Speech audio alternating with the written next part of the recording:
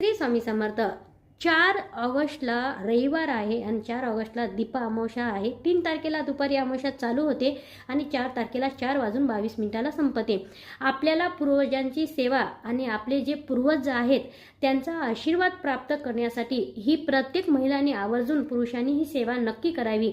कुठलाही प्रकारचा पितृदोष असेल, ज्या घरामध्ये पितृदोष असेल त्याचे लक्षणं तुम्हाला सुद्धा माहिती आहे. पितृदोष पूर्ण नष्ट करण्यासाठी प्रत्येक महिन्यातली हा अमावस्याचा दिवस देवदेवतांनी ठरवलेला आहे.